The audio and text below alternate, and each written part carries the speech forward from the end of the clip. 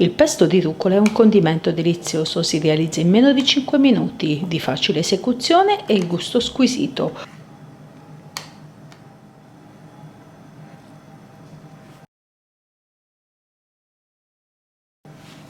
Ho lavato e asciugato per bene 100 g di rucola, inserisco nel mixer. Unisco un piccolo spicchio d'aglio, rimuovo l'anima, in questo modo risulterà molto più digeribile. Aggiungo 20 g di grana grattugiato e 20 g di pecorino grattugiato. Unisco 30 g di pinoli. Si può utilizzare tranquillamente mandorle e noci. Aggiungo infine una presa di sale e 50 ml di olio extravergine d'oliva. Trito il tutto per pochi secondi. Ottengo una crema densa, non estremamente omogeneizzata, una consistenza corposa.